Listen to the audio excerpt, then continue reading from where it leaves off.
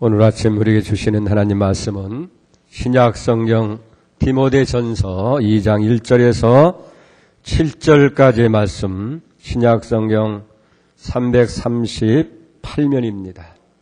디모데전서 2장 1절 받들어 봉독해 올리겠습니다. 그러므로 내가 첫째로 권하노니 모든 사람을 위하여 간구와 기도와 도고와 감사를 하되 임금들과 높은 지위에 있는 모든 사람을 위하여 하라. 이는 우리가 모든 경건과 단정함으로 고요하고 편안한 생활을 하려 함이라. 이것이 우리 구주 하나님 앞에 선하고 받으실 만한 것이니 하나님은 모든 사람이 구원을 받으며 진리를 아는 데 이르기를 원하시느니라. 하나님은 한 분이시며 또 하나님과 사람 사이의 중보도 한 분이시니 곧 사람이신 그리스도 예수라. 그가 모든 사람을 위하여 자기를 대속물로 주셨으니 기약 이르러 주신 증거니라. 이를 위하여 내가 전파하는 자와 사도로 세움을 입은 것은 참말이요 거짓말이 아니니 믿음과 진리 안에서 내가 이방인의 스승이 되었노라. 아멘.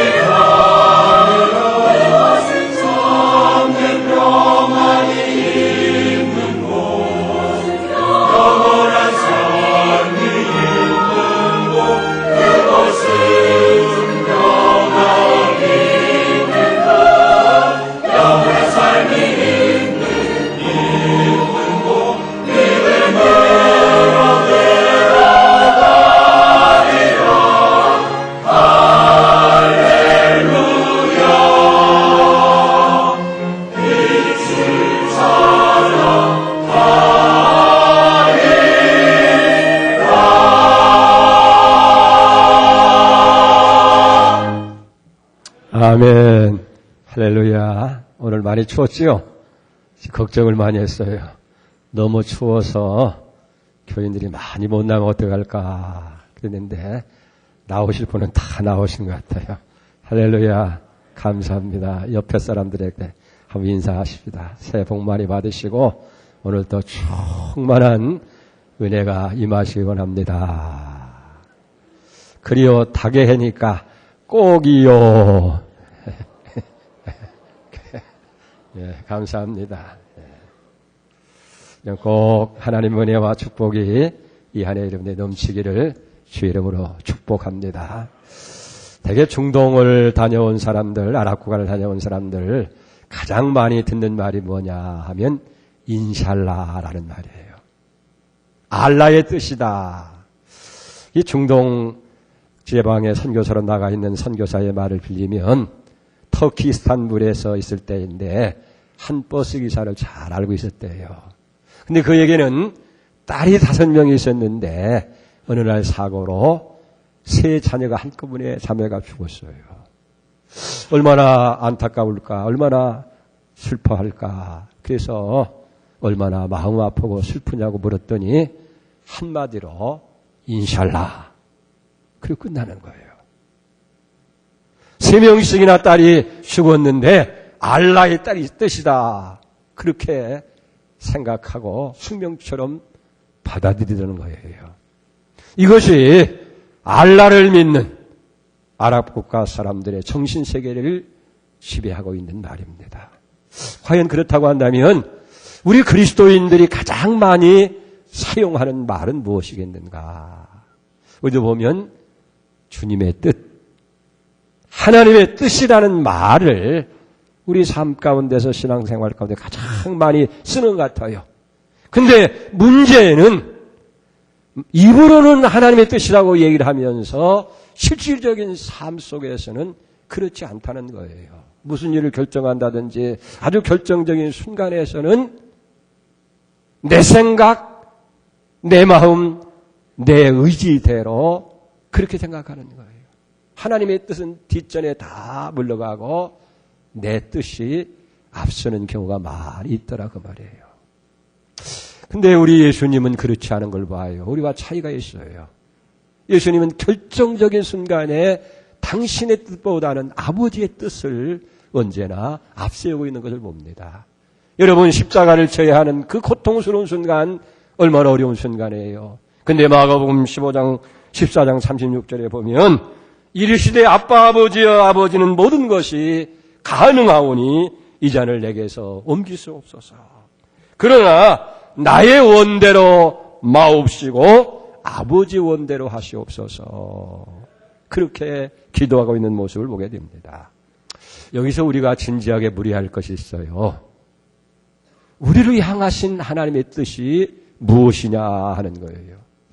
우리가 빌립보서 2장 13절에 보면 너희 안에서 행하시는 이는 하나님이시니 자기의 기쁘신 뜻을 위해서 너희에게 소원을 두고 행하시나니 그랬어요. 하나님은 하나님의 기쁘신 뜻을 위해서 우리 안에서 소원을 두고 행하신다 그랬어요.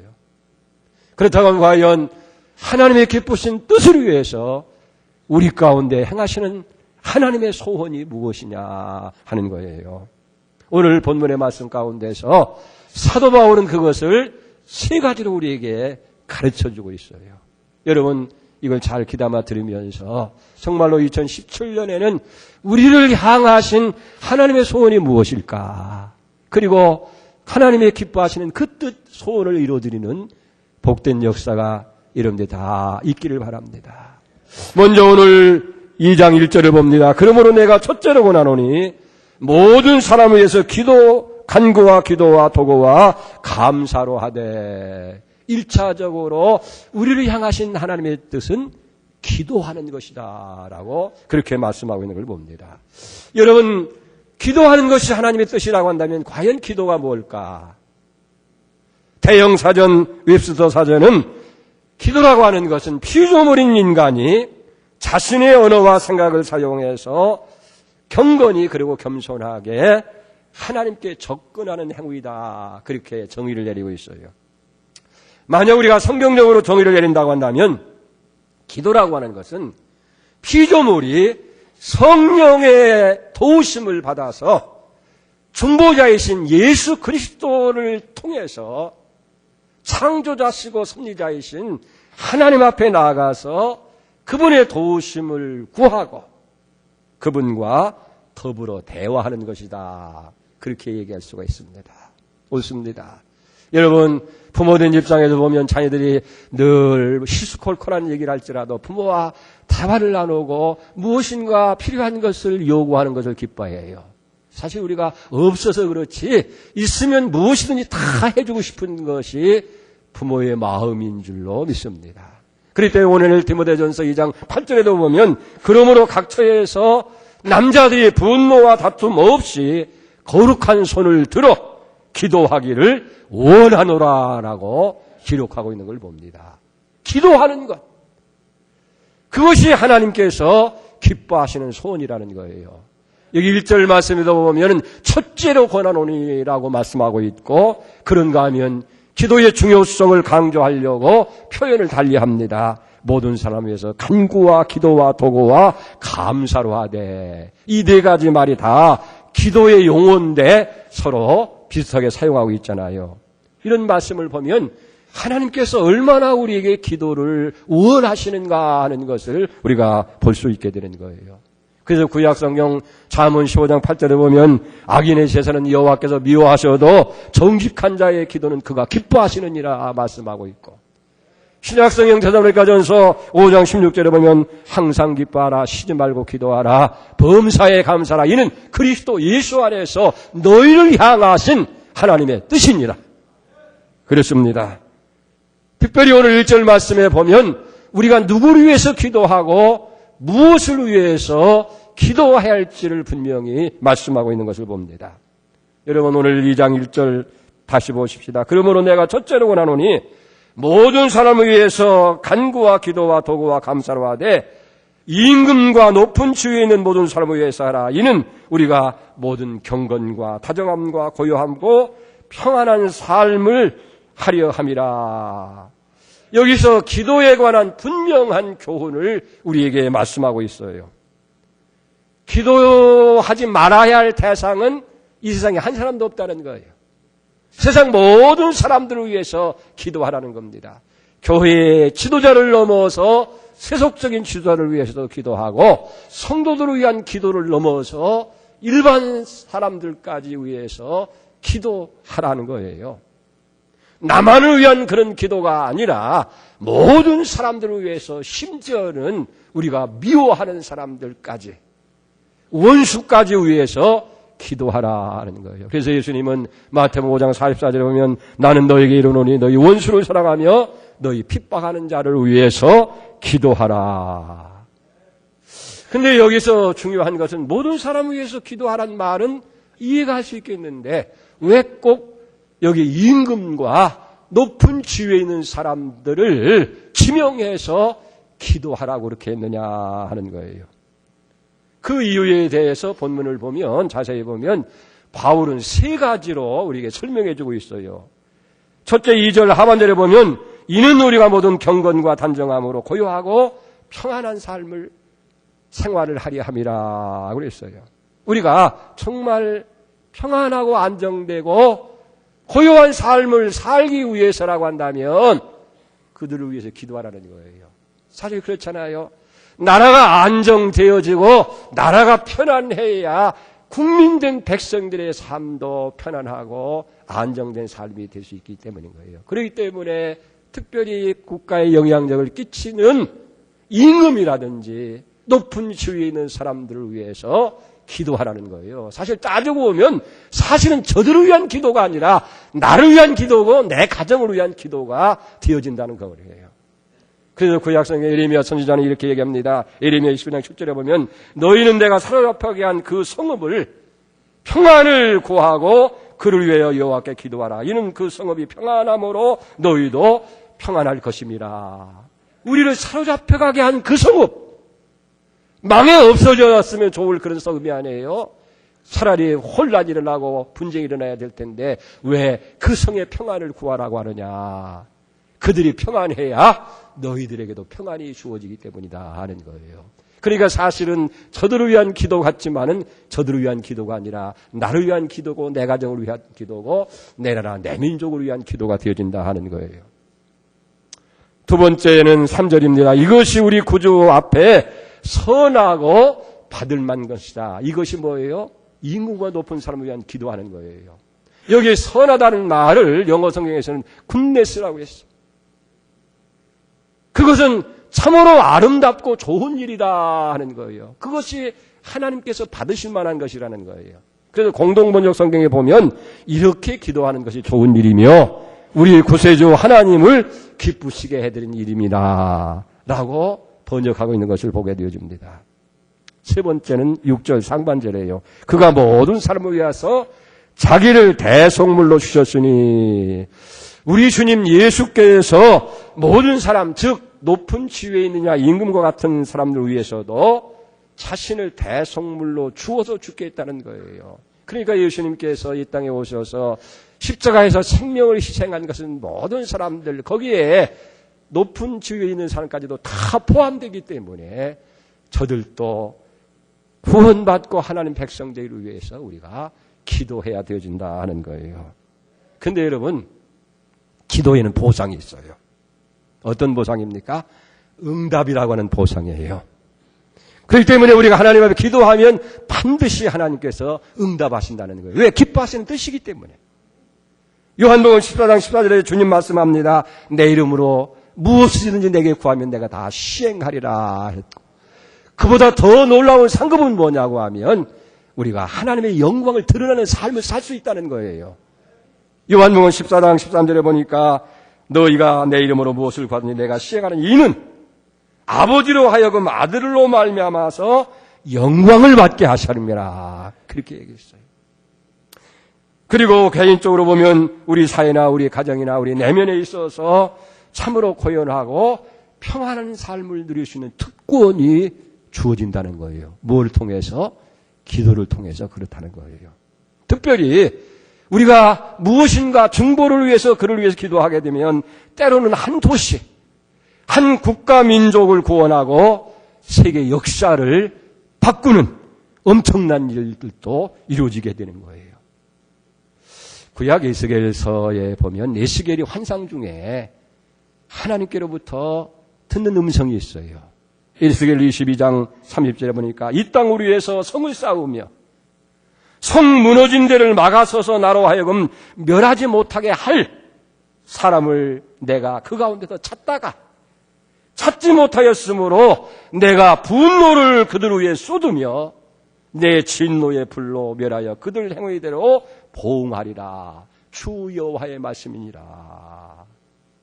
이 땅을 위해서 성을 쌓으며 무너진 성을 가로막아 서서 나로 하여금 멸하지 못하도록 막아설 사람을 찾고 있다는 거예요. 근데 그 위에 찾다가 없으니까 하나님께서 그들이 행한 대로 보응했다 그 말이에요. 이게 망한 이스라엘 백성들. 그래서 포로 잡혀간 에스겔이 그발강가, 바벨론 그발강가에서 환상 중에 하나님께서 들려주는 음성이 바로 이 음성이라는 거예요. 그렇기 때문에 기울어져가는 가정이나 그리고 국가, 나라, 민족의 운명을 우리가 기도의 손을 들어서 막을 수 있다는 거예요. 여러분, 지금 우리나라 현실이 어떻습니까? 나라와 국가가 참으로 어려운 거예요. 이 혼란과 이 난국을 수습하고 막을 수 있는 유일한 길이 뭐냐면 우리의 기도라는 거예요. 그렇기 때문에 우리를 향한 하나님의 뜻, 하나님의 소원은 기도하는 길이다. 특별히 임금과 위정자들과 높은 지위에 있는 사람들이 나라의 안정을 위해서 힘쓸 수 있도록 우리가 그렇게 기도해야 된다 하는 얘기예요. 여러분, 기도에는 역사가 일어나는 거예요. 반드시 하나님께서 좋은 것으로 응답해 주신 줄 믿습니다.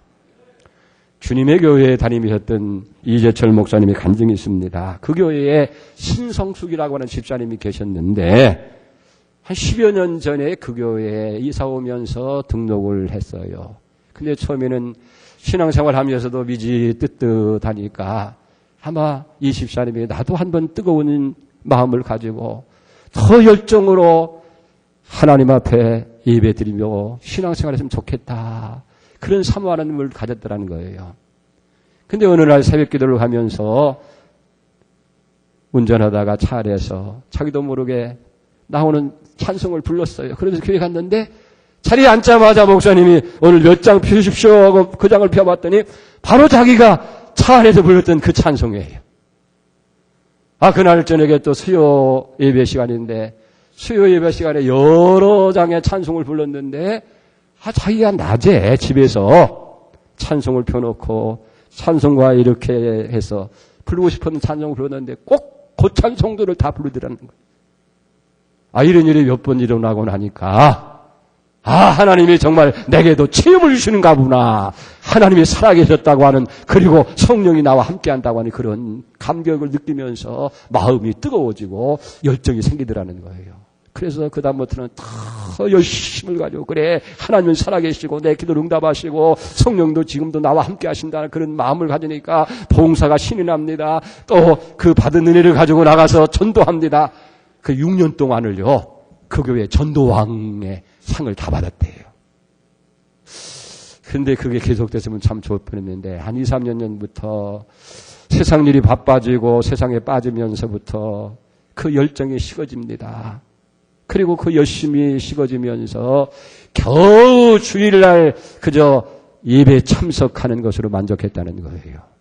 근데 재작년에 자기 둘째 아들이 이제 대학 입시를 앞두고 수능 시험을 치르게 되어졌는데, 이 아이의 성적이 전국의 모의고사를 보면 상위권이에요. 학교에 가서 담임선생님과 면접하면 아이고 어머니 걱정할 거 하나도 없다고, 이 아이는요 서울에 어떤 대학을 가도 다 갈 수 있다고 말해요. 그래서 정작 수능 시험을 보는 날이 왔다는 거예요. 교회에서 다 모여가지고 다 기도를 하고, 그런데 뭐 내가 그것까지 갈 필요가 있느냐. 우리 아들은 뭐 시험 다 넉넉히 보는데. 그런 마음이 생겨서 그저 바쁜 일도 있으니까 집에서 조금 기도하지. 그다 집에서 조금 기도하고 그냥 이것저것 다 낮잠만 잤다는 거예요.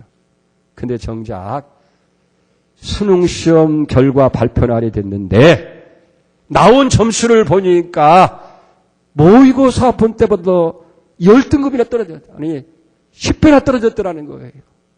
그때 가슴이 철렁해지면서 아들 보기가 민망한 거예요.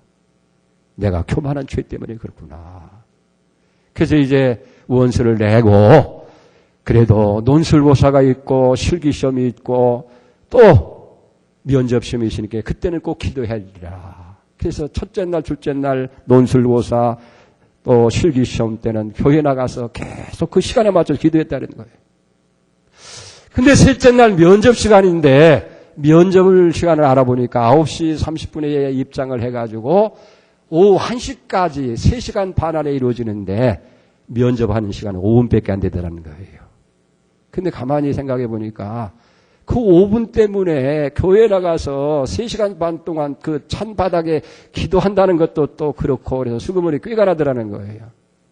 마침 감기로 인해서 감기약도 먹고 피곤하고 졸리기도 해서 그 집에서 하지. 잠깐 9시 30분 기도했는데 그만 잠이 드는 거예요. 한참 잠들는데 누가 툭 치는 그런 인기척이 있어가지고 깨가지고 눈을 뜨고 돌아보니까 아무도 안 보이더라는 거예요. 졸려서 또 자는데 또 누가 툭 치는 거예요. 이렇게 한 3번 하고 나니까 정신이 버쩍되는 거예요. 이거 하나님이 기도하라고 깨우는가 보다. 그리고 시계를 보니까 11시 40분이에요. 벌써 2시간이 흘러간 거예요.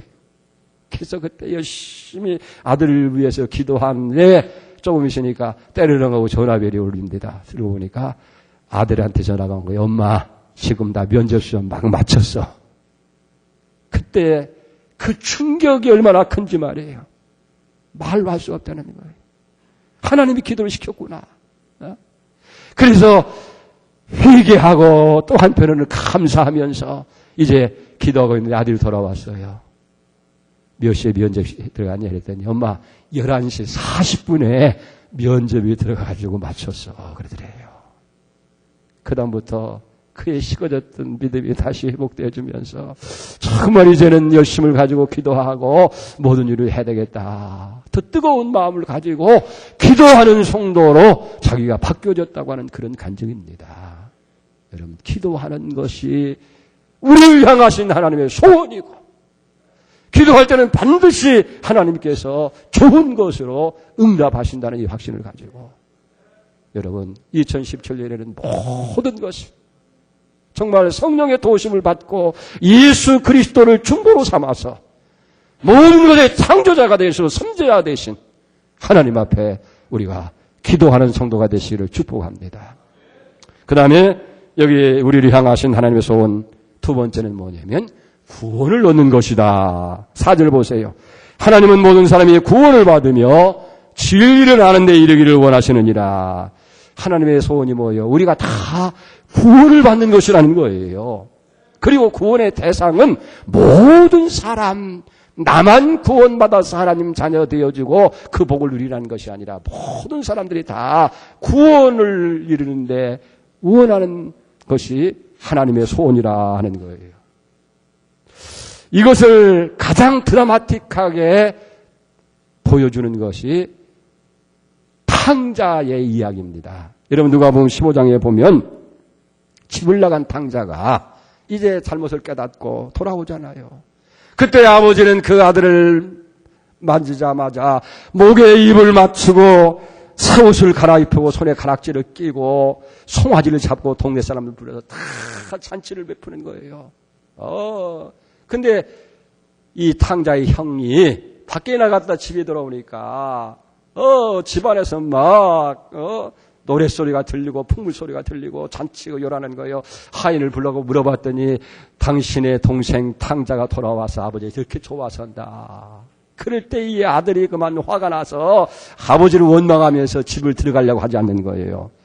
누가복음 15장 29절에 보니까 아버지께 대답하여 이르되 내가 여러 해 아버지를 섬겨 명을 어김이었거늘 내게는 염소 새끼라도 주어 나와 내 벗을 줄게 한 일이 없더니 아버지의 살림을 창녀들과 함께 삼켜버린 이 아들이 돌아오며 이를 위해서 살찐 송아지를 잡았나이다. 그때 아버지가 뭐라 그래요? 31절에 보면 아버지가 이르되 예, 너는 항상 나와 함께 있으니 내 것이 다 내 것이로되 이 내 동생은 죽었다가 살아났으며 내가 잃었다가 얻었기로 우리가 즐거워하고 기뻐하는 것이 마땅하지 않느냐. 아버지 마음은 두 아들이 다 잘 되는 거예요. 자식이 열이 되고 다섯이 되고 셋이 할지라도 누구 하나 아무리 속색인 아들이라도 전혀 망했으면 좋겠다고 하지 아니하고 그 아들들이 다 잘 되기를 원하는 것이 아버지의 마음이고 하나님의 마음 역시 우리 부모의 마음처럼 우리가 다 구원받아서 하나님의 자녀가 되고 영생몽당을 누리는 것을 원하신 줄로 믿습니다. 여러분 하나님의 소원이 뭐라고요? 우리 모두가 다 구원을 받는 거라는 거예요. 왜 예수님께서 다시 오신다고 그렇게 수없이 말씀하시면서도 이렇게 예수님이 더딥니까? 이유는 다른 게 아니에요. 우리가 다 구원받게 하기 위한 하나님의 사랑 때문인 줄 믿습니다. 그렇기 때문에 이 사실을 깨달은 베드로는 베드로후서 3장 9절에 주의 약속은 어떤 이들은 더디다고 생각하는 것 같이 더딘 것이 아니라 주께서 너희가 대하여 오래 참으사 아무도 멸망하지 아니하고 다 회개하게 이르기를 원하시느니라. 특별히 요한복음 6장 4절에 보면 내 아버지의 뜻은 아들을 보고 믿는 자마다 다 영생을 얻는 이것이니 마지막 날에 내가 이를 다시 살리리라 하시니라. 아버지의 뜻은 모든 사람들이 다 예수를 믿어서 구원을 얻는 것이라고 그렇게 분명히 말씀하고 있는 거예요. 여러분 아직도 구원의 확신이 없습니까? 어떻게 우리가 구원의 확신을 가질 수 있어요? 말씀이 말씀. 적어도 이 말씀만은 여러분들이 기억하시기 바랍니다. 베드로전서 1장 23절에 보면 너희가 거듭날 것이 썩어질 씨로 되는 것이 아니라 썩지 아니할 씨로 되는 것이 항상 살아있고 항상 있는 하나님의 말씀으로 말미암느니라고 얘기했어요. 그래서 우리가 기억할 말씀이 두 가지예요. 하나는 요한복음 3장 16절. 하나님이 세상을 이처럼 사랑하사 독생자를 주셨으니 이는 저를 믿는 자마다 멸망하지 아니하고 영생을 얻게 하려 하심이라. 또 요한복음 5장 20절 같은 말이에요. 내가 진실로 너희에 이르노니 내 말을 듣고 또 나 보내신 이를 믿는 자는 영생을 얻었고 얻을 것이 아니라 믿으면 얻어요. 사망에서 생명으로 옮겼느니라. 두 번째는 로마서 10장 9절 10절 말씀이에요. 네가 만일 내 입으로 예수를 주로 시인하며 또 하나님께서 그를 죽은 자 가운데 살린 것을 내 마음에 믿으면 구원 얻으리라. 사람이 마음으로 믿어서 의롭게 되어지고 입으로 시인해서 입으로 고백해서 구원에 이르느니라. 아멘. 그래요. 우리가 정말 예수 그리스도가 나의 구세주라고 우리가 믿으면 구원 얻는 건데, 예? 마음으로 믿어서 의롭게 되어지고 입으로 신해서 구원에 이른다. 아멘. 여러분들 예수님이 구주로 믿습니까? 그러면 여러분들이 구원에 이른 거예요. 이걸 마음에 믿으면 되는 거예요. 그리고 입으로 신하면 구원에 이르는 거예요. 할렐루야. 그래서 우리가 구원을 얻었다 하는 말은 뭐냐면 죄사함을 받았다는 거예요. 왜? 예수님이 나를 위해서 십자가에 다 그 피로 말미암아서 구속받았잖아요. 그 피로 말미암아서 우리가 나 같은 죄인이 구원받은 것은 은이나 금같이 없어질 법으로 된 것이 아니라 하나님 아들 예수의 피로 다 씻음받은 거예요. 죄사함 받은 거예요. 두 번째는 하나님의 자녀가 되는 거예요. 영접하는 자 믿는 자는 자녀가 되는 권세를 주었다. 세 번째는 뭡니까? 영생을 얻었다. 여러분 이 확신을 가지고 아직도 구원에 확신이 없는 사람들에게 우리가 구원의 복음을 전해야 돼요. 그래서 모든 사람들이 다 구원을 얻는 것, 이게 하나님의 소원이라는 거예요. 마지막 세 번째, 우리를 향한 하나님의 소원은 진리를 아는 것이라는 거예요. 2장 4절 하반절 보세요. 진리를 아는 데 이르기를 원하시느니라 그랬어요. 여기서 먼저 그러면 진리가 뭐냐? 여러분 진리가 뭐예요? 우리가 보통 사전적인 의미에서는 참된 것이 진리라고 하는데 성경에서 얘기하는 진리가 뭐냐는 거예요. 하나님이 진리 이러는데 이사야 65장 16절에 보니까 이러므로 땅에서 자기를 위하여 복을 구하는 자는 진리의 하나님을 향하여 복을 구할 것이요 땅에서 맹세하는 자는 진리의 하나님께 맹서하리니. 뭐가 진리예요? 하나님이 진리라는 거예요. 요한복음 14장 6절에 보면 예수께서 이르시되 내가 곧 길이요 진리요 생명이니 나로 말미암지 않고는 아버지께로 올 자가 없느니라. 예수님이 진리래요. 요한복음 14장 17절에 보니까 그는 진리의 영이라. 세상은 능히 그를 알지 못하나니 그는 그를 보지도 못하고 알지도 못함이라. 그러나 너희는 그를 아나니 그는 너희와 함께 계심이요 또 너희 속에 계심이라. 요한복음 16장 13절 그러나 진리의 성령이 오시면 그가 너희를 진리 가운데로 인도하시리니.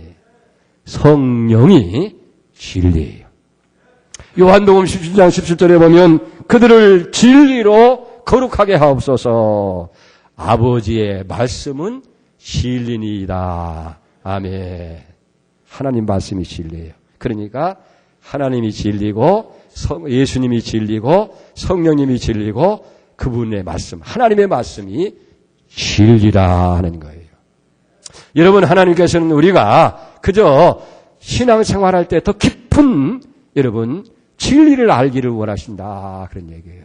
여기서 말하는 이 진리라고 하는 것은 무슨 교과서, 세상적인 것에서 얻어지는 그런 진리가 아니에요. 무슨 심오한 무슨 비밀을 알아서 그게 진리가 아니고 하나님과 관계 속에서 영적으로 얻어지는 이 지식을 갖다 진리다 하는 거예요.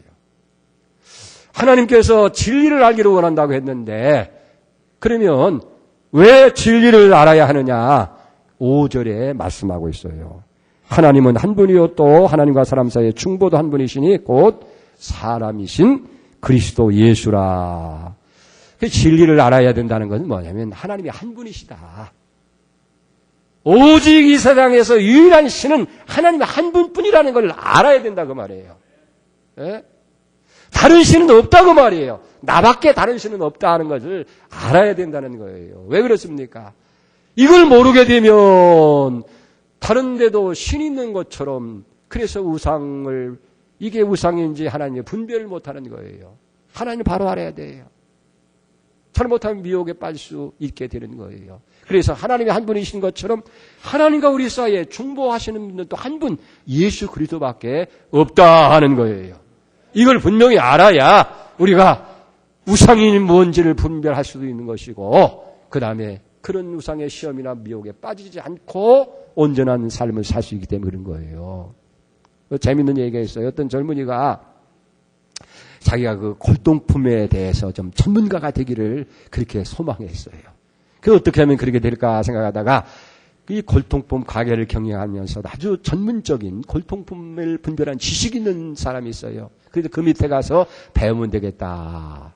그렇게 해서 취직을 했어요. 그 부탁을 합니다. 사장님, 나는 봉급을 얼마 주시든지 그거 개의치 않습니다. 제가 하는 목적은 그저 사장님처럼 골통품을 진짜 가짜를 확실하게 분별할 수 있는 그 분별법만 배우면 되겠습니다. 가르쳐 주십시오. 그래, 그렇게 아마. 그런데 이상하게요. 매일 이 사장님은 이 젊은이에게 진품만 보여주지 가짜는 전혀 보여주지 않는 거예요. 마음속으로 불만이 생겼어요. 아니 진짜 가짜를 불변하려면 진짜는 요렇고 가짜는 요렇고 이게 해야 진짜 가짜를 구별할 텐데 왜 맨날 진짜만 보여줄까? 그래서 6개월을 그렇게 합니다. 1년이 지날 때쯤 돼서는 속상한 거예요. 그래서 따졌어요. 사장님, 제가 처음에 올 때에 진짜 가짜를 구별할 수 있는 법을 배워달라고 그랬지 맨날 진짜만 보여줍니까? 그랬더니 사장님이 빙그레 웃으시면서 그래 좀 기다려. 그러더니 아주 진짜와 아주 똑같이 생긴 모조품을 하나 들고 나왔어요. 들고 나와서 딱 보여주는데 한눈에 그게 가짜라는 것을 알 수 있더라 그 말이에요. 왜? 지금까지 진짜만 계속 보니까 진짜가 그 뇌 속에 완전히 새겨진 거예요. 그러니까 아주 비슷하게 아주 진품이나 다름없는 그런 건데도 가짜인지 한눈에 알 수 있게 되더라고 말이에요. 여러분, 우리가 진리를 알면 가짜 쉽게 분별하는 거예요. 이단에 빠질 이유가 없는 거예요. 잘못된 우상을 따라갈 수 없는 거예요. 저는 목회하면서 참 행복한 소리를 들어요. 다 그런 건 아닌데 가끔 들려오는 소리가 뭐냐면 목사님 우리 교회 교인들은요. 어디 가서 이렇게 설교를 들어본다든지 또 누구 반하면 금방 그게 진짜인지 가짜인지 분별이 되더라고 얘기하더라고요. 뭐 교만해서 얘기가 아니고 늘 여러분들에게 진리의 말씀을 그래도 증거하니까 여러분들이 그 말씀을 지금 들을 때는 그게 진리인지 분들이 잘 모르는데 나중에 다른 가운데 비교해 보니까 이게 잘못된 거예요. 그러니 우리가 미혹에 빠질 리가 없는 것이고 이단을 쫓아갈 수도 있는 것도 아니고 여러분 우상을 섬기는 그런 불행한 일을 하지 않아도 되어질 줄을 믿습니다. 그래서 하나님은 진리를 알기를 원한다. 요한복음 8장 36절에 보면 진리를 알지니 진리가 너희를 자유케 하리라. 우리가 정말 진리를 알게 되어지면 진리 안에서 있는 자유함을 얻게 되어지는 거예요. 아멘. 그래서 진리를 알기를 소원한다. 여러분 하나님의 소원, 하나님의 뜻이 뭐예요? 기도하는 것. 나만을 위한 기도가 아니라 모든 사람의 기도. 사실 내 기도의 수준이 얼마냐를 평가하는 길이 하나 있어요. 우리가 기도할 때에 나를 위한 기도의 분량과 다른 사람을 위한 기도의 분량을 비교해 보면 알아요. 그러니까 우리의 나를 위한 기도 시간보다도 다른 사람들을 위해서, 이웃을 위해서, 더 영향 있는 사람들을 위해서 기도하는 분량이 넓어져야 돼요. 그리고 기도에는 반드시 응답이 있는 줄 믿으시기 바랍니다. 하나님의 소원은 모든 사람들이 구원을 이루는 거예요. 구원. 여러분 금년에는 정말 구원의 확신을 여러분들이 갖고 신앙생활하고 진리를 하세요. 진리가 여러분들을 자유케 하는 축복이 있을 줄 믿습니다. 이 은혜가 다 있기를 축원드립니다. 기도합니다. 하나님 아버지 감사합니다. 2017년 새해를 주신 것을 감사하오며 오늘 이 아침 차가운 날씨지만은 주님을 사모하는 열정이 차가움을 녹이는 줄 믿습니다. 하나님 우리를 향한 뜻, 우리를 향하신 하나님의 소원을 가르쳐 주시니 감사합니다. 기도하는 것을 하나님은 원하시고 구원받는 것을 원하시고 신뢰를 하는 것을 원하신다고 말씀했습니다. 이 한 해 동안 더 기도에 힘써서 응답 속에 살아가게 하시고 구원의 확신을 가지고 전도하게 하시고 진리 안에서 참된 자유함을 누리는 우리 모든 성도들이 되게 하여 주시옵소서. 예수님의 이름으로 감사하며 기도 올려옵나이다. 아멘.